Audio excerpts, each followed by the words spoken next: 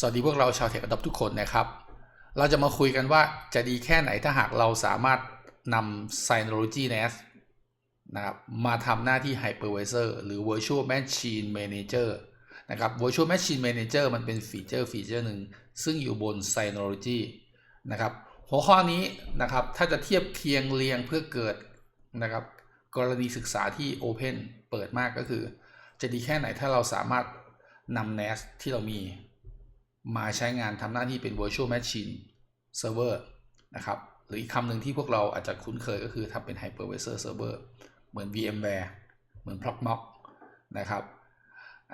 ข้อดีข้อนี้ที่พี่ลักษ์มาพูดให้ฟังในคลิปนี้ก็เพราะว่ามันตอบโจทย์การใช้งานของผมเองนะครับผมมีเคสกรณีศึกษาที่ผมกำลัง finding solution ว่าจะมีโซลูชันอะไรที่มาตอบโจทย์งานที่พี่รักกำลังจะทำนะครับงานที่ว่าก็คือพี่ต้องการที่จะมีเครื่องคอมพิวเตอร์เครื่องหนึ่งนะครับซึ่งติดตั้งโปรแกรมบันทึกเวลาให้พนักงาน 40-50 คนเนี่ยบันทึกเวลาเข้ามานะครับในโปรแกรมนี้ในขณะเดียวกันโปรแกรมนี้นะครับไม่ว่าพี่จะอยู่ที่ไหนอยู่ที่ออฟฟิศในเมืองเชียงใหม่อยู่ที่บ้านนะครับหรืออยู่ที่ไหนก็ตามในประเทศในโลกนี้พี่ก็ยังสามารถที่จะเอาข้อมูลตรงนั้นออกมา Export ออกมานะครับได้โดยที่พี่เองเนี่ยไม่ต้อง VPN เข้าไปนะครับหรือพี่ไม่ต้องเชื่อมต่อระบบ LAN เนี่ยนะครับจากโรงงานนะครับที่มีพนักงานบันทึกเวลาเนี่ยมันต้องบันทึกเวลาแล้วเข้าเซิร์ฟเวอร์แล้วพี่ไม่ต้องมีการเชื่อมต่อเน็ตเวิร์กแม้ว่าเป็นไฟเบอร์ออปติกหรือยิงนะครับไร้สายแบบไซต์ทูไซต์โซลูชันแบบนั้นก็คงจะจ่ายแพงนะครับพี่ก็คิดไม่ตกเหมือนกันเอาไงดีนะครับแล้วก็เลยคิดกลับด้านกันว่าแล้วพี่โซลูชันไหนบ้างล่ะที่เราจะจัดการมันง่ายๆจากที่ไหนก็ได้และถ้าเราจะเอาข้อมูลเราก็สามารถเข้ามาแบบปลอดภัยโดยที่ไม่ต้องไปเปิดในแง่ของ Remote Desktop ไม่ต้องไปเปิดในแง่ของใดๆทั้งสิ้นนะครับเราจะบริหารจัดการผ่าน NAS เราก็แค่ enhance configuration บน NAS เนี่ยเพิ่งคิดได้นะครับแล้วเราจะเอาโซลูชันนี้ไปใช้ก็เลยจะมาบอกต่อดังนั้นคลิปนี้ก็จะเป็นลักษณะแบ่งปันกันว่า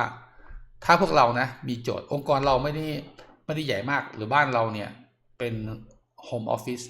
วิธีหนึ่งที่จะใช้งานได้ถ้าสมมุตินะคุณซื้อ NAS มาแล้วนะครับคุณซื้อ Synology NAS มาแล้วคุณสามารถอัปเกรด NAS Synology ของคุณหรือ NAS แบรนด์อื่นของคุณให้มี Memory เยอะๆและดูซิว่างานคุณมันเป็นงานที่ไม่หนักใช่ไหมนะครับถ้ารันโปรแกรมบัญชีโปรแกรมนั้นนี่ที่มีคนใช้งาน 4-5 คน2คน3คนอย่างเงี้ยมันเอามารันบนนี้ได้แล้วเราจะได้ประโยชน์จากการใช้ NAS โอเคไหมเนี่ยสิ่งที่พี่กำลังจะสื่อสารนะครับดังนั้นเราก็มารีวิวกันหน่อยนะครับเรื่อง Synology NAS นะก่อนเข้าสู่เนื้อหาฝากพวกเราด้วยสำหรับช่อง Tech Adopt นะครับขอประชาสัมพันธ์ช่องนิดหนึ่งครับสำหรับ Tech Adopt เองเนี่ยตอนนี้ก็มี membership นะครับก็คือคนที่สมัครเป็นสมาชิกของ Tech Adopt เนี่ยเยอะขึ้นนะครับน่าจะมี50กว่าคนแล้วนะครับซึ่งวิธีสมัครสมาชิกที่ว่านะครับใน YouTube เนี่ยไม่สามารถสมัครผ่านมือถือได้ในตอนนี้ดังนั้นคุณจะต้องเข้ามาในคอมพิวเตอร์ที่พวกเราก็ใช้งานกันผ่านเบราว์เซอร์นี่นะผ่านเว็บเบราว์เซอร์คุณจะเห็นปุ่มจอยตรงนี้นะครับปุ่มจอยตรงนี้นะครับจะแสดงให้เห็นว่านะครับในช่อง Tech Adopt เนี่ยคุณสามารถสมัคร Membership เขาเรียก Membership นะครับได้แบบไหนบ้างนะครับในคลิปนี้จริงๆพี่รักก็คุยให้ฟังถึงสาระคุณประโยชน์ของการเป็น Membership นะโดยเรามี1แฟนพันธุ์แท้เดือนละ50 บาท2เรามีสาวก Tech Adopt 150 บาท3 VVIP นะครับ VVIP 750 บาทซึ่งตอนนี้กำลังพัฒนาในแง่ของเนื้อหาด้านเทคนิคนะครับต่างๆเพื่อ membership โดยเฉพาะนะครับเนื้อหาที่มันเป็นเชิงของการเรียนจะอยู่ในช่องนี้จะอยู่ในรูปแบบของ membership นะครับมันจะมีเป็น EP ต่างๆเลยเรียนซึ่งตอนนี้กำลังทำเรื่อง Proxmox ล่าสุด Proxmox นะครับและผมกำลังตัดสินใจว่าจะมีเวลาหรือไม่ในการที่จะทำเกี่ยวกับ Windows Server 2025 หรืออื่นๆในอนาคตแต่ก็จะมี เนื้อหาที่เป็น Public เหมือนกันนะที่พวกเราดูได้กันทุกคนนั่นแหละนะครับแต่เนื้อหาบางอย่างที่มันเข้มข้นจะจัดเป็นหมวดหมู่ไว้ให้เรียนผ่าน Membership จะดีกว่านะครับจะได้เห็นคุณค่าของการเรียนและแน่นอนว่าสิ่งที่พี่สอนเนี่ยมันสอนจากประสบการณ์มันเอาไปใช้งานได้อย่างแน่นอนมันไม่ได้สอนจากการครูพักรักจำหรือคิดจะอยากมาสอนก็สอนในหัวข้อนั้นๆเน้นเทคนิคเน้นอะไรกันไปแต่พวกเราก็จะได้บริบทมุมมองว่าเฮ้ยคุณควรจะเอาไปแอพพลายในเคสไหนนะอันนี้คือข้อดีนะครับแล้วก็ฝากด้วยนะครับท่านไหนอยากสนับสนุนช่องอยู่แล้วก็สมัครโดยไม่มีเงื่อนไขเลยก็ได้ครับเป็น VVIP สาวกแล้วก็แผนวันแท้ได้เลยนะครับส่วนท่านที่สมัครก็จะได้เบเนฟิตอย่างที่พี่รักบอกนั่นแหละนะแล้วก็ท่านไหนที่เข้ามาดูนะครับช่องนี้ก็เป็นช่องเทคโนโลยี How to นะดังนั้นเนี่ยคุณสามารถกด subscribe และกดกระดิ่งไว้แจ้งเตือนได้เลยนะครับมีคลิปอัปเดตใหม่ๆนะครับก็จะมาอัปเดตให้พวกเราฟังและแน่นอนนะครับพี่รักเองเป็นคนทำงานเช่นเดียวกันในการทำงานเนี่ยก็จะไม่ได้แบบทำงานจนกระทั่งเราเองเนี่ยไม่จัดการไม่แบ่งสรรปันส่วนเวลานะครับพี่รักก็จะมีแบบสาธารณการบ้างให้พวกเรานะครับอย่างเช่นกิจกรรมที่พี่ทำในตอนนี้ก็คือการขับมอเตอร์ไซค์ซึ่งไม่ได้อันตรายนะครับเราไม่ได้ขับเร็วนะครับเราไม่ได้ขับแบบกระโชกโคกห้างนะครับเราเน้นไปเรื่อยๆนะครับก็มอเตอร์ไซค์แบบไหนก็ขับได้แหละแต่ว่าเราไม่ใช่แนวแบบขับด้วยความเร็วสูงนะครับพี่ก็เน้นจริงๆก็เน้นขับท่องเที่ยวธรรมชาติซะส่วนใหญ่นะครับก็ประมาณนี้เผื่อได้เข้ามาแล้วก็ได้มีส่วนร่วมด้วยแล้วก็เกี่ยวกับนะครับการพัฒนาตัวเองก็มีนะครับพี่ก็จะทำเป็นคลิปไว้เป็นซีรีส์เลยนะครับซึ่งหนึ่งในนั้นก็คือลองไปฟังดูนะ10คัมภีร์นักขายผู้ยิ่งใหญ่ทำไว้บันทึกเสียงโดยพี่รักเองอาจจะเสียงไม่ได้หล่อเล้าใจอะไรมากแต่ฟังแล้วรับรองคุณจะได้ประโยชน์แน่นอนโอเคเริ่มเข้าสู่เนื้อหานะครับผมมี Synology นะครับผมมี Synology ที่เป็น NAS ที่ใช้งานอยู่นะครับซึ่งปัจจุบันก็ทำหน้าที่เป็นแน่นอน NAS ก็คือเป็น storage เก็บข้อมูลนะครับเป็น storage เก็บข้อมูลเอาไว้ทั้งเก็บข้อมูลทั่วไปรวมทั้งการแบ็กอัพข้อมูลและก็อย่างอื่นนะครับที่สำคัญนะครับซึ่งอาจจะไม่สามารถบอกได้นะครับก็เอามาใช้ในหลากหลายรูปแบบนะครับตอนนี้สิ่งที่กำลังคิดซีนาริโอของพี่รักก็คือว่าตอนแรกกะจะหาคอมพิวเตอร์สักเครื่องหนึ่งซึ่งจริงๆก็เป็นคอมพิวเตอร์ขนาดเล็กก็ได้นะครับเอาไปลง Hypervisor อาจจะเป็น Proxmox หรืออาจจะเป็น VMware หรืออาจจะเป็นอะไรก็ได้ที่เป็นของฟรีที่เป็นของฟรีนะเพราะเราไม่ได้มีหลายเครื่องเน้นจัดการง่ายๆนะครับถ้าเป็นเช่นนั้นก็ต้องจัดหา PC คอมพิวเตอร์มานะครับเอาไปติดตั้งนั่นนี่ PC ก็จะคุณก็จะต้องจ่ายตังค์อยู่ดีแบบที่1นะครับแบบที่2ประเด็นก็คือจริงๆทุกวันนี้ก็ลงโปรแกรมเนี่ยบันทึกเวลานะครับพวกเราเคยเห็นพวก time attendance ต่างๆใช่ไหมโปรแกรมบันทึกเวลาจะเป็นยี่ห้อของฮิปของอะไรก็แล้วแต่นะครับBioTime หรืออะไรพวกนี้ก็แล้วแต่นะคุณก็ต้องเอาไปติดตั้งไว้บนเครื่องคอมพิวเตอร์สักเครื่องแล้วไอ้เครื่องบันทึกก็คือสแกนลายนิ้วมือเนี่ยมันก็ต้องตื๊ดเสร็จปุ๊บเนี่ยมันจะซิงค์ข้อมูลเนี่ยขึ้นไปไอ้โปรแกรมเนี้ยนะครับซึ่งโปรแกรมนี้สุดท้ายเนี่ยก็ต้องดึงข้อมูลเนี่ยออกมาเพื่อคำนวณการไปลามาสายอยู่ดีนะครับในกรณีนี้ไม่ได้มีในแง่ของการที่ใช้โปรแกรมนั้น full stream แต่ดึงข้อมูลนั้นออกมาเพื่อประมวลผลอีกทีหนึ่งดังนั้นเคสนี้การดึงข้อมูลนะครับมันไม่สะดวกเพราะจะต้องวิ่งเข้าไปเอาที่คอมพิวเตอร์เครื่องที่ติดตั้งโปรแกรมเจ้านี้นะครับโปรแกรม BioTime ที่พี่รักใช้คือ BioTime นะครับมันเสียเวลามากดังนั้นโจทย์ก็คือทำไงไม่ให้คนที่เขาดึงข้อมูลเนี่ยไม่จำเป็นจะต้องวิ่งไปที่คอมพิวเตอร์เครื่องนั้นถ้าเขาปิดอยู่ต้องมาเปิดล็อกอินแล้วก็ดึงนะครับเดี๋ยววิธีการก็คือตอนแรกพี่กะว่าพี่จะเชื่อมเน็ตเวิร์กระหว่างตรงนี้กับที่บ้านของพี่ไม่ได้ไกลมากอาจจะเดินไฟเบอร์ออปติกไปได้อาจจะสามารถเดินไฟเบอร์ออปติกไปได้นะครับแต่ถ้าในแง่ของการเดินไฟเบอร์ออปติกมันก็ต้องมีสวิตช์ด้วยแต่ต้องมีทรานซีเวอร์ด้วยต้องมีค่าแรงค่าสายต่างๆด้วยคำนวณแล้วก็หลายตังค์อยู่เหมือนกันก็หลักหมื่นนะครับหลักหมื่นนะครับอาจจะและก็ที่สำคัญก็คือก็ใช้เวลาทีนี้อีกวิธีหนึ่งก็คือมานั่งนึกถึงว่ามีอะไรบ้างก็นึกถึงว่าถ้าเราใช้ Synology NAS เราติดตั้ง Virtual Machine ขึ้นมา นะครับเราติดตั้ง virtual machine เสร็จปุ๊บเนี่ย virtual machine ก็อยู่ที่บริษัทของพี่นั่นแหละที่นะครับที่จะมีระบบ attendant ใช่ไหมแล้วเสร็จปุ๊บเนี่ยนะครับมันก็เป็น local IP แต่พี่จะเข้าบริหารจัดการ local IP นี้ผ่านหน้ากากของเจ้าตัว NAT ซึ่งสามารถที่จะอยู่ที่ไหนก็บริหารจัดการได้พอพี่บริหารจัดการได้นะครับพี่ก็รีโมทผ่านเว็บแมネจเมนต์ของ storage เข้าไปพอเข้าไปพี่ก็ดึงข้อมูลออกแล้วก็อัปโหลดดึงข้อมูลกลับมาที่พี่ได้โดยไม่ต้องไปแตะเครื่องคอมพิวเตอร์เครื่องนั้นอันนี้ก็ถือว่าสะดวกแล้วดังนั้นก็เป็นโซลูชันนี้นะครับทีนี้เนี่ยเดี๋ยวเรามาดูว่าแนวทางที่จะทำคือยังไงพวกเราก็จะมีอันนี้คือ Synology NAS ที่ผมมีนะครับเพื่อความปลอดภัยก็ไม่สามารถที่จะแสดง URL IP อะไรต่างๆได้นะเพื่อความปลอดภัยนะครับนะครับมาได้ยังไงนะครับถ้าใครมี Synology นะครับสิ่งที่คุณจะต้องทำก็คือคุณมา Search ตรงนี้แพ็กเกจตรงนี้คุณจะเห็นนะคุณ Search คำว่า Virtual นะครับนี่ครับคุณจะเห็นคำว่า Virtual Machine นะครับ Manager นะครับแล้วคุณก็ทำการติดตั้งเสียพอติดตั้งเสร็จนะครับคุณก็จะได้ Virtual Machine Manager มานะครับมันก็จะให้คุณทำตามสเต็ปในการเพื่อที่จะเปิดให้ใช้งานได้นะครับอย่างเช่นคลัสเตอร์เราไม่ได้ใช้งานนะครับคลัสเตอร์เราไม่ได้ใช้งานนะครับแล้วก็ storage แล้วก็ดึง storage เข้ามาเพื่อเป็น repository นะครับ network แล้วก็ทำการดึง network นะครับเพื่อเป็น virtual switch open virtual switch ของระบบนี้มาใช้งานแล้วก็เตรียม image ไว้นะครับ image ก็ add image อัปโหลดจากคอมพิวเตอร์นะครับหรือจาก Synology ก็ว่ากันไปถ้าคุณมีนะครับถ้าคุณมี ISO ก่อนหน้าก็ปิดไปก่อนนะผมอัปโหลดไปแล้วนะครับ Protect อันนี้มีเป็นเรื่องของ antivirus นะครับสามารถเครียดได้เนี่ยมันเป็นคล้ายๆกับเรื่องของ firewall เนี่ยวิธีการ select type and local snapshot อันนี้พี่ยังไม่ทำนะ local snapshot จะมีปัญหาเรื่อง protection ไม่ใช่ antivirus โทษทีแก้ไม่ใช่ antivirus แต่เป็นในแง่ของการ snapshot backup หรืออะไรพวกนี้แหละหรือ replicate นะครับ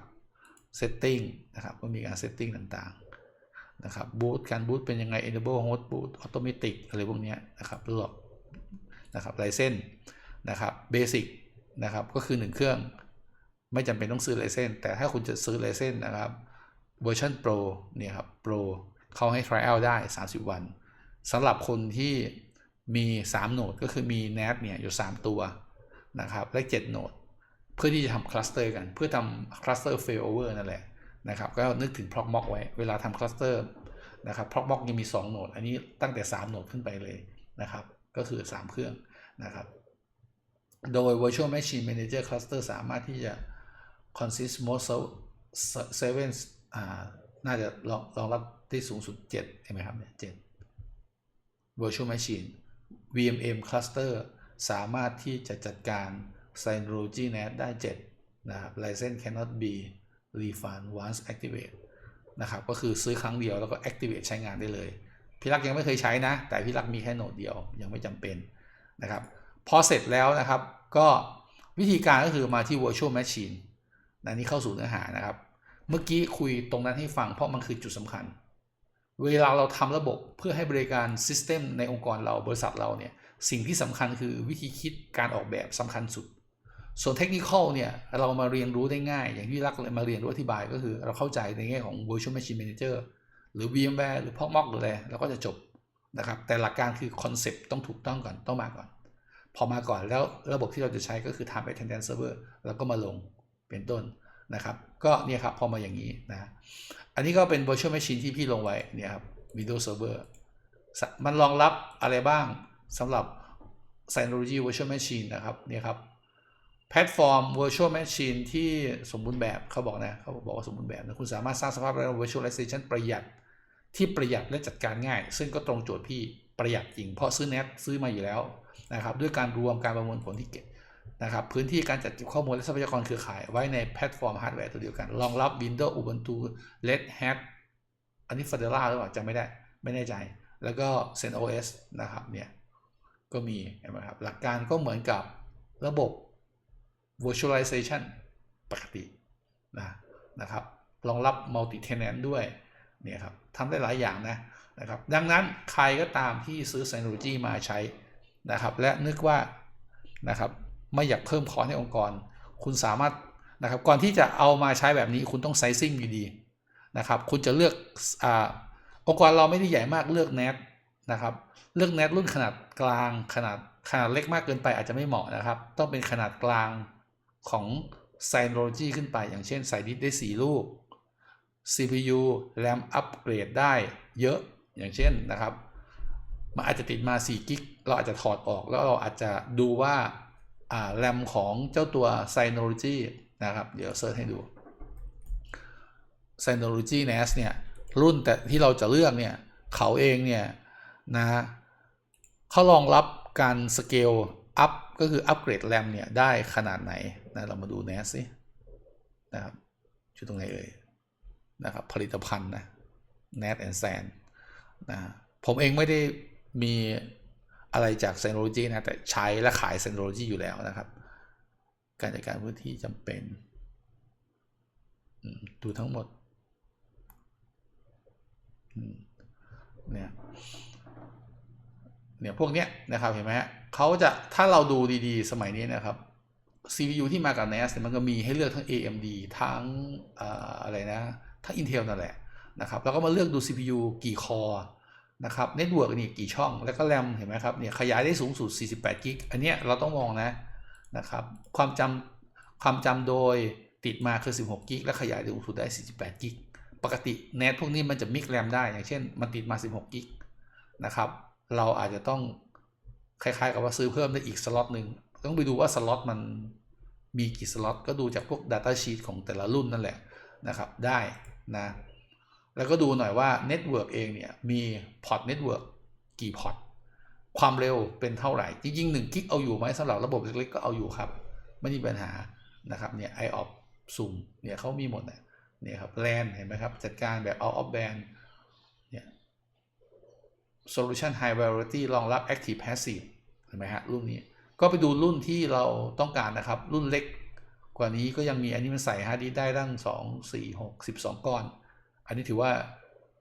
อันนี้อาจจะโดดมาละรุ่นนี้นะครับก็อาจจะมีรุ่นที่มัน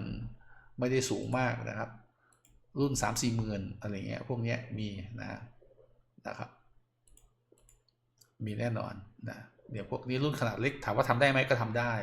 นะครับรุ่นนี้เล็กไปไหมมาดูนิดนึงมาดูนิดนึงข้อมูลจำเพาะ1 CPU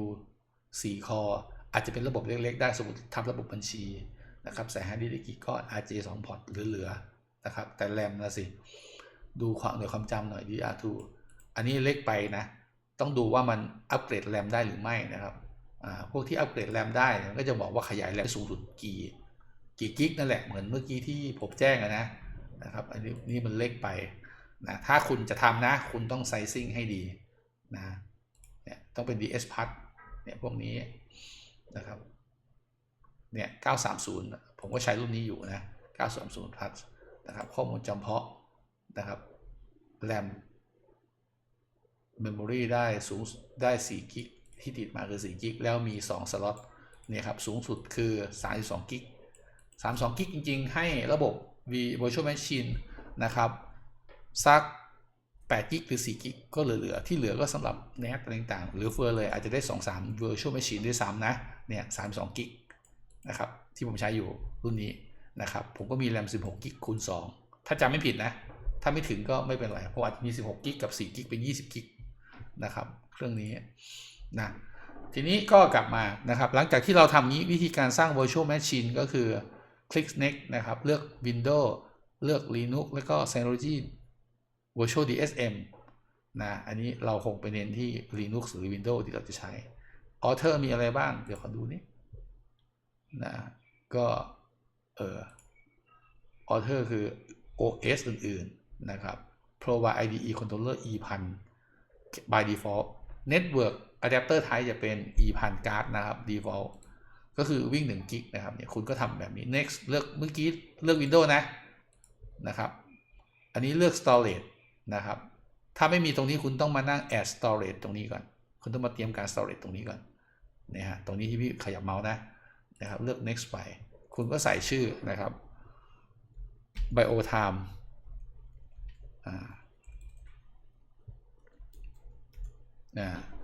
สมมติ default memory 2 กิกนะครับผมใส่ memory ไป4 กิกโดย default เป็นแบบนี้นะ next ไปนะครับ this virtual machine cannot be powered on because not enough memory not enough memory เพราะว่าผมใส่ไปแล้ว1 เครื่องผมให้ดูเฉยๆนะครับโอเคก็ไม่เป็นไร next ไปนะครับ disk ก็ใส่160 กิกสมมุตินะครับผมจะใส่นะครับ network ก็เป็น default นะครับ next ไปมันก็จะให้ ISO ตรงนี้เราก็เลือก Windows Server ที่เราจะลงแล้วก็ใส่tool เมื่อกี้ไปด้วยนะครับของ Synology มันก็คือ Word IO นั่นแหละ .iso ใส่ไปด้วย Auto Start พี่ไม่ Auto Start Next นะครับนี่ครับ User ไหนที่จะจัดการได้พี่ให้ Admin ตรงนี้นะครับยุบไป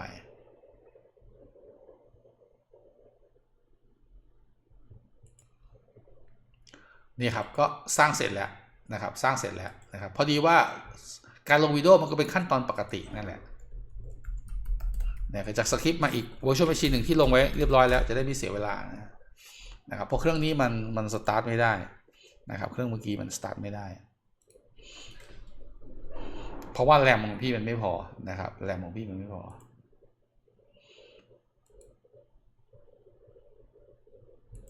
อันนี้พอเสร็จนะครับพอเสร็จเนี่ยเหมือนProxmoxไหมอันนี้มันคือ KVM ไงProxmoxก็คือ KVM นะครับเหมือนนูทานิกก็เหมือนนั่นแหละนะเราจะเข้าไป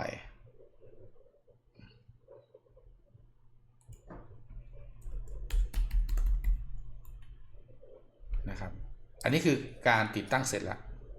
นะครับ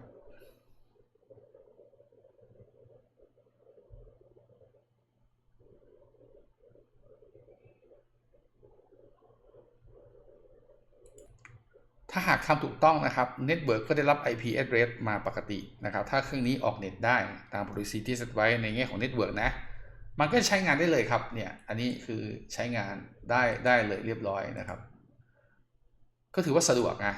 นะครับผมก็จะได้เซิร์ฟเวอร์ที่เอามาทำหน้าที่เป็นระบบ time attendance เรียบร้อยนะครับเนี่ยแทบจะไม่ต้องทำอะไรเลยเรามาดูที่ tool นี่มีอะไรบ้างนี่ครับ Synology VMM Guest Tool virtual management ลองดูซิมันคืออะไรนี่ไอคอนมันเฉยๆนะครับเนี่ย Windows Word IO Driver อันนี้ก็ Word IO Driver ต่างๆเหมือน Proxmox เป๊ะนะครับเหมือน Proxmox เป๊ะนะครับอันนี้คือ tools ที่ติดตั้งแล้วจะทำให้ virtual machine เนี่ยมันซิงค์นะครับมันซิงค์ออกไปที่โฮสต์ได้ดีขึ้นนะก็ติดตั้งไว้นะครับนี่ฮะก็ง่ายมากนะครับก็คิดว่าน่าจะเกิดประโยชน์กับพวกเรานะครับเลยเอามาฝากนะดังนั้นท่านไหนที่นะครับมีเน็ตที่บ้านที่ออฟฟิศอยู่แล้วนะครับจะใช้งาน1เช็คหน่อยเน็ตว่าเน็ตของตัวเราว่ามันแรมเท่าไหร่ทรัพยากรเท่าไหร่พอทำได้ไหมข้อจำกัดที่จะทำไม่ได้ก็คือเมมโมรีหรือแรมบนเน็ตน้อยนะครับอันที่2ก็คือน้อยแล้วไม่พออาจจะไม่มีสล็อตหรือเปล่าในการที่จะเพิ่มแรมได้อันนี้ก็แสดงว่าเน็ตของเราไม่เหมาะเน็ตที่ของเราจะเหมาะน่าจะแรมอย่างน้อย32 กิกขึ้นไปนะครับคุณสามารถอัปเกรดแรมของคุณเนี่ย32 กิกเนี่ยขึ้นนะครับได้เลยนะครับก็คือซื้อเน็ตนะครับซื้อแรมของเน็ตรุ่นนั้นๆที่คอมแพตเอามาติดตั้งเพิ่มอย่างของพี่รักเองพี่รักก็ใส่มาน่าจะ10 กว่ากิกนี่แหละซึ่งมันก็เหลือเฟือนะสำหรับการทำงานเน็ตแต่เนี่ยพี่เอามาสาธิตให้ดูในการที่จะลง Windows ในเครื่องที่เป็นเน็ตก็ลงได้เลยง่ายๆสะดวกมากนะครับเอาไปใช้งานต่อได้นะครับทีนี้พี่จะ manage ตรงนี้อยู่ต่างประเทศก็ยังรีโมทได้เห็นไหมครับก็ฝากไว้นะครับหวังว่าจะเกิดประโยชน์กับพวกเราเอาไปประยุกต์ใช้งานใครดูคลิปนี้จบแล้วยังไงก็ฝากคอมเมนต์ใต้คลิปหน่อยนะเจอกันในคลิปหน้าครับสวัสดีครับ